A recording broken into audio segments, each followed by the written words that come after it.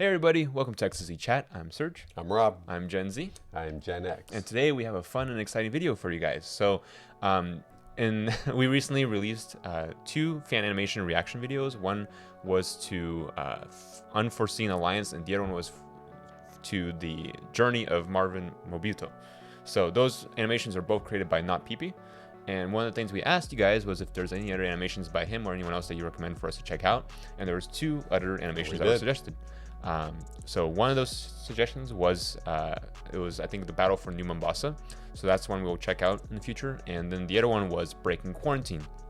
Now for both of these, I haven't seen it and neither has Rob, so I don't know what it's about. For Breaking Quarantine, I did know it was related to a comic of the same name. There's like a little comic explanation of how Johnson got out of remember in 343 Guilty Spark, when you went down and you picked up Jenkins' helmet, you took the video feed and you saw that Johnson and his team went down with the captain and they got surrounded by the flood and overrun. Yeah, I was wondering, how did he escape that? And I asked that many times and he said, we'll find out later. We'll find out. So today is when we'll find out. All right, revelation time. Good. Yeah. I've been begging for the answer for like 9 months or 6 months, 3 months, whatever it was. Yeah, so that being said, like I said, we'll get the answer today. It was originally in a comic and I wasn't sure what the best way to do this video would be. Unexpectedly, I found it from his description, because what I did was I wanted to do some research on these two fan animations without watching them because I don't want to spoil it for myself. So what I did was I went to descriptions to see if Not Peepee included anything there as context. For the Battle of New Mombasa, I didn't really see anything, so we'll probably just go into that one blind unless you guys, unless there is something that we should check out first. You guys let us know. For Breaking Quarantine, in his description, he actually had a video link that said, I highly recommend you check out this animated version of the comic someone made first. So the comic I was going to show you was just going to be like still images, but somebody actually created an animated version of it with like, I think where it's like slight movement and audio added in, kind of like, I think the best comparison would be Halo Evolutions. Remember Halo Evolutions, how it's like an animated comic where there'd be like basic movement and audio cut in? So I think this would be something like that. I haven't seen this video myself, so I can't say for sure, but we'll find out. I think it'll be more interactive than the comic would be on itself. So with that being said, you ready to dive in? I've been waiting. All right. We finally get to see some more Sergeant Johnson. Yeah. This is my guy.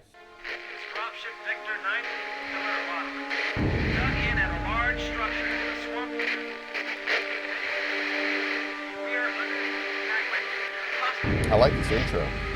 Dramatic intro.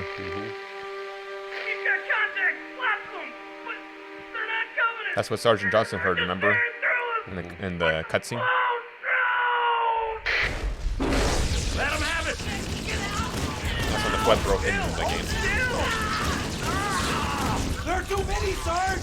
Don't even think about it, Marines.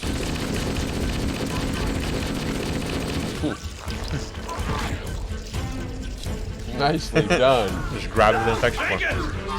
Oh, that's Jenkins. Hang on. With the helmet. Look at those shells just coming up. That looks great. Very cool how they did this. Yeah. Oh, he shot it off Jenkins. Oh. Damn. Oh, Jenkins still got infected. Oh, yeah.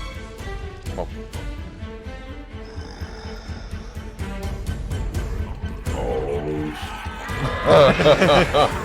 That was Johnson, all right. Oh, Jenkins got back up a little bit.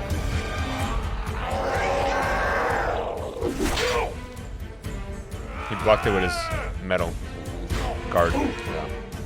Threw him across the room.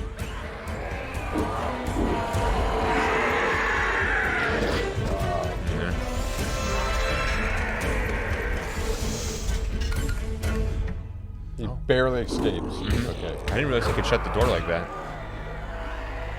Oh, that's how Master Chief later went to open it, remember? And then the body fell on him.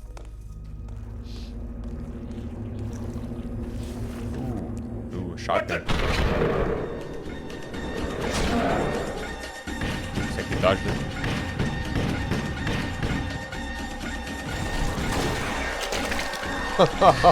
Nice job with the animation.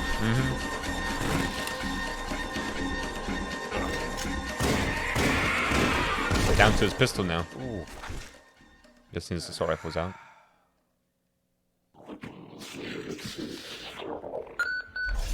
They opened the door. Oh, son of a... Yeah. Wow. It's a shame none of his Marines made it out with him. He's on his own. They turned off the bridge. Oh, crap. He's having a bad day. Yeah. Oh, you see all the look others at them fall? fall. Yeah. He made it. Very Oh, but they can still jump up. Remember, just like in the game? Yeah. Grenade. Oh, sweet.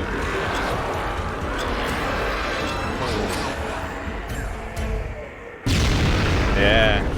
Look at the body parts. Yeah. Come on, there's got to be more. Yeah, I'm hoping that's not it. There we go. Okay, good. That's the lift, remember? The one you take up?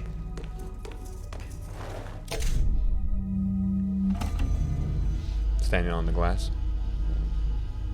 That's a cool view. Mm-hmm. I like that.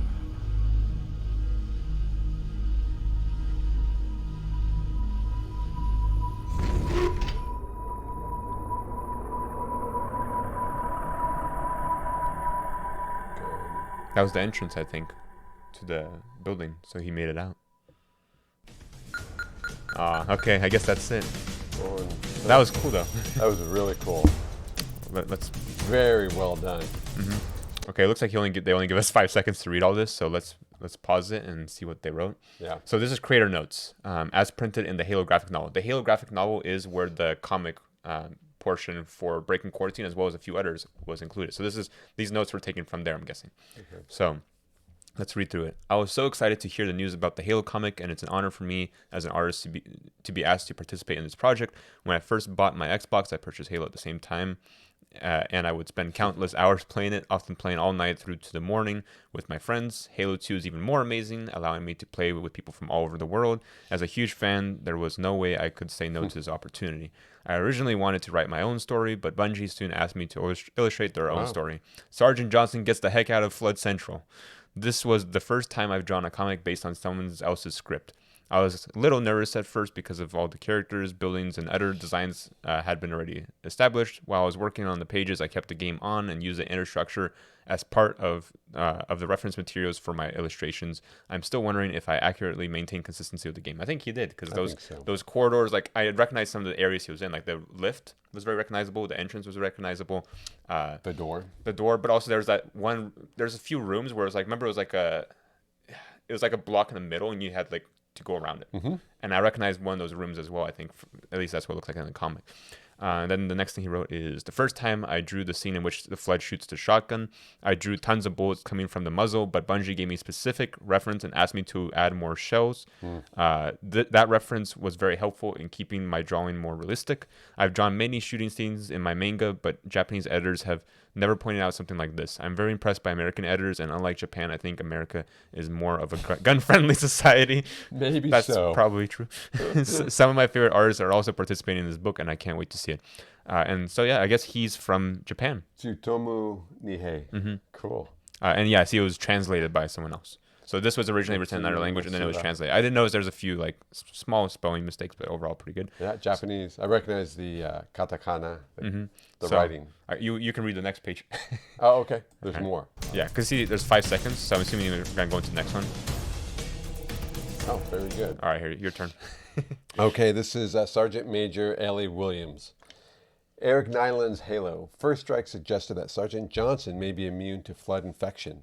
When asked about his survival from the flood outbreak, Sergeant Johnson claims, "They passed me up like I was under cooked spinach at a turkey dinner." And posits. Posits, I guess I didn't taste too good. Okay. Dr. Halsey surmises that Sergeant Johnson's apparent immunity is a side effect of the rare neurological condition Boren syndrome, which he ostensibly developed after receiving an acute radiation poisoning from a crate of captured plasma grenades. I don't remember that. So this is part of the comic story? So Halo First Strike is a book. A book, This is from one of the books. Gotcha. This leaves Halsey with a moral dilemma. It's a long shot, but Johnson might be the key to a flood cure. However, Reporting this potential discovery would effectively sentence Johnson to death, as Oni would almost certainly dissect him in their research. Halsey leaves the decision to the Master Chief, who ultimately decides not to relay this information. Yeah, quite obviously, right? Yeah. Because he wouldn't want Sergeant Johnson to get killed over that info. Sure. So this is from a book already. Yeah, my mind's a little bit foggy, but I believe the acute radiation poisoning from captured plasma grenades was a cover-up for the actual reason, which was because of him being part of the Spartan 1 program. I think that's what it was. That's right. You mentioned a long time ago he was part of the program, but fell out, which reminds me of Halsey being involved here. Mm-hmm. Yeah. So, curing canon 1 out of 3. Bungie was unhappy with the idea of a potential flood cure, and this comic appearing in the Halo graphic novel was a gear in the multifaceted machine to remove the concept from the Halo universe. As we can see, Johnson was being somewhat facetious when he claimed the flood passed him up. While it may have targeted the others in his squad first, the flood was not actively avoiding Sergeant Johnson. And yeah, so basically, explanation there is the Bungie that was making the games probably was not the same group that was making the books, and so the writers of the books take their own creative liberties. Mm-hmm. And one of the things was that quote by Johnson made it seem like he was immune to flood infection. And that's the reason that he was able to get out of that place. Bungie was not happy with that because it would suggest like a flood cure, and they didn't really want to introduce that concept into the game. So one of the reasons they created this comic specifically was to undo that. Mm-hmm. To make it so basically the explanation changes from he survived because the flood weren't interested in him. The real explanation becomes he survived because he's just a badass who fought his way out of there. Right, yeah. Yep. I have some thoughts on the flood, but I can share those at the end. All right. Yeah. Want to read to the rest? Yes, curing canon. The Halo graphic novel also addresses the subject of Bourne syndrome in the form of a dialogue written by Robert McLeese. Here we learn that Sergeant Johnson's affliction with Bourne syndrome, and possibly the condition itself, was fabricated by Oni to explain the side effects of the Orion Project, the Orion Project augmentations. That's exactly what I was talking about. So the way that he got Bourne syndrome from the plasma grenades was just a cover up for the actual reason, which was that he was part of the first Spartan program. The Spartan 1 program was known as the Orion Project. Got it. So just Master Chief was part of the first one. He was second one. He was part of Spartan 2s, which was the first ones that became like mainstream. Yeah. Johnson doesn't actually have a radiation-induced disorder. His medical records were instead falsified to conceal the fact that he was, in reality, a Spartan 1. Mm-hmm. Huh. Mm-hmm. Okay. And I see how things are being redacted and highlighted. Mm-hmm. In his, looks like a report of some type. The books are, for better or worse, part of the canon. In the future, we may choose to revise or flat out ignore some of the less appealing ideas, such as Johnson's biological immunity to the flood, for example, but folks should treat them as defining elements of the Halo universe. That was a quote from Joseph Staten. People use this quote made before the release of the Halo graphic novel to paint Bungie as having a willful disregard for Halo's expanded universe. This feels extraordinarily unfair and more than slightly dishonest. Bungie made an effort to surgically remove the concept of a flood cure while leaving the Halo universe wholly intact. Johnson still says, "I guess I didn't taste too good." Halsey still concludes that his neurological condition is the most likely culprit, and the Master Chief still decides not to relay this information to Oni. This side plot of Halo First Strike remains entirely unchanged. Rather than retroactively erasing established canon, Staten and McLeese removed the concept of a flood cure by adding additional context to the canon. I really appreciated this approach. So it's interesting. So basically, instead of just saying flat out, the book is wrong, and like, don't listen to the book. Now what they're basically saying is like, here's what actually happened. Sergeant Johnson didn't actually mean that in like in a serious way. It was just him kind of more joking around. Mm-hmm. So yeah.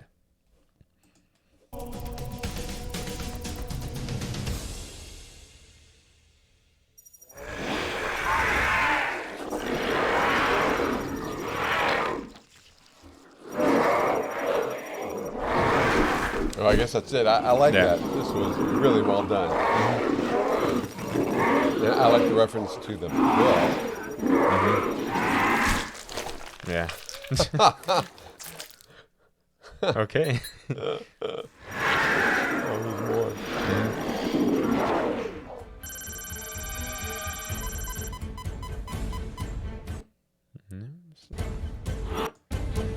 So those are the contributors. Mm-hmm. All right, Rob. So that was the animated comic for Breaking Quarantine. What did you think? Yeah, I really enjoyed that. I really liked how these fans have put this together. But what surprised me was how Bungie actually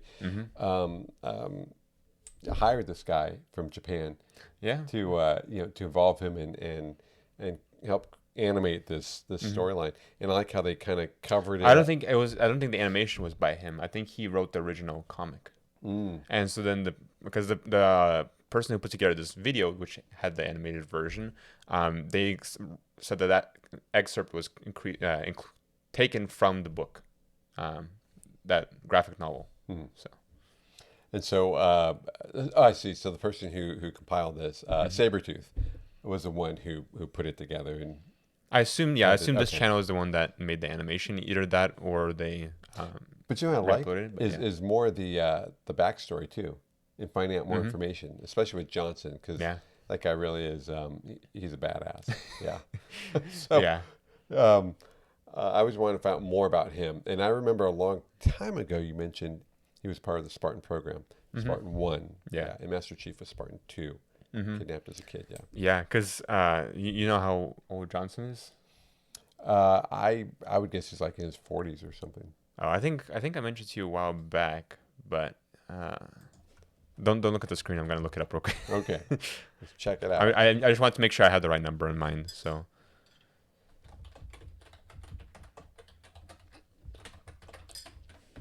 and you know what? I'll share the screen for our viewers. So, okay. So first, I'll pull up a picture of him.